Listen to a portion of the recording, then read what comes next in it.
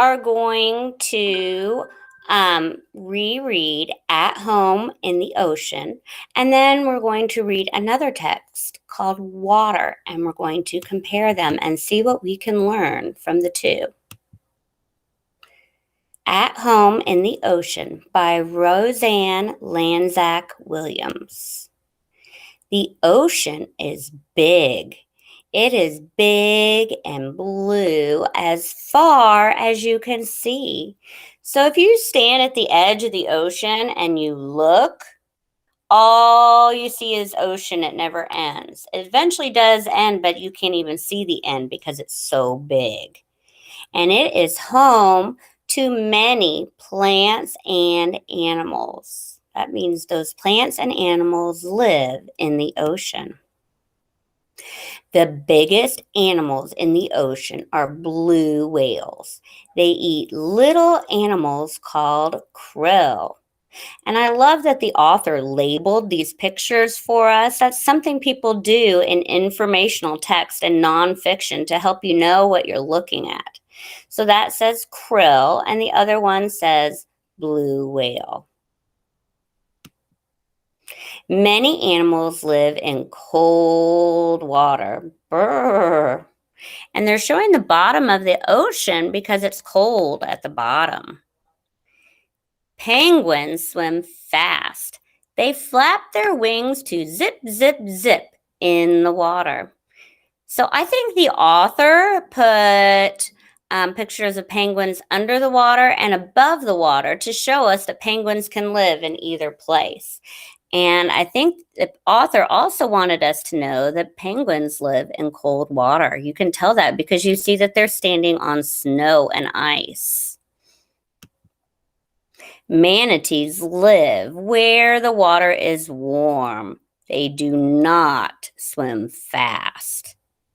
So we just found out that penguins swim fast, and now we're finding out that manatees do not swim fast.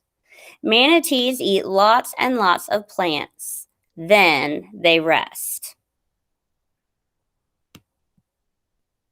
This turtle swims far. It digs in the sand and lays its eggs, and then it swims back to its ocean home. So it actually gets out of the water and lays the eggs on the beach, and then it goes back in the water. Kelp is the biggest plant in the ocean. It can grow fast. So these big green plants in the picture are kelp. Kelp can grow 2 feet in a day. Now, your desk is about 2 feet wide, so it can grow as long as your desk in one day. Sea otters can get lots of food here. So sea otters live in the kelp forest and get their food from the kelp. They either eat the kelp or little fish that live in the kelp. Lots of plants and animals, big and little, live in the ocean. The ocean is their home.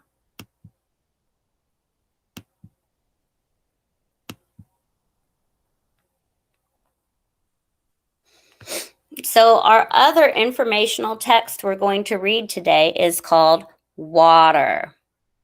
So remember that an informational text is nonfiction and it gives facts about a topic. This is actually from a science book. And we're going to see a diagram. Look at page 35 where it shows water and ice and snow. A diagram is a drawing that can show how something works or the parts that make up something. What does the diagram on page 35 show? So what is one thing that all living things, whether they are big or little, have in common? They need water to live. Water comes in different forms. The water you drink is a liquid. We've been talking about solids and liquids and gases, and it takes the shape of a container. A liquid flows and takes the shape of a container it is in. Water can freeze into ice or snow, Frozen water is a solid. It has its own shape. So when I put ice cubes in a glass, they don't spread out and fill up the glass, do they? Because they're solid. What is ice? Ice is water that has frozen. It is hard and cold.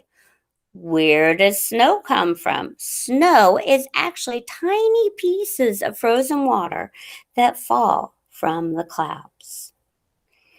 So, both stories, if you notice, both texts, text is the better word for it, and a text is a story, both have facts and information. The first one, At Home in the Ocean, has information about animals that live in the ocean. The other one, Water, has information about actual water. So in your journal, I gave you journal notebooks. In your journal, I want you to write 2 facts that you have learned from these passages. So you can write, I learned. Write 2 facts and write number 1, I learned.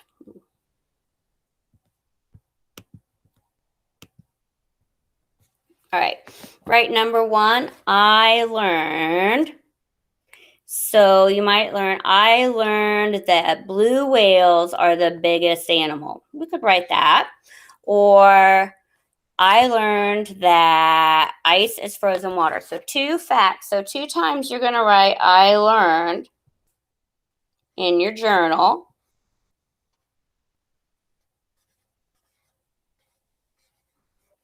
I learned. And then you're going to finish the sentences to tell me what you learned. You can tear that out of the journal and put it in your e-learning folder, or if you want to leave it in your journal, send me a picture of your work.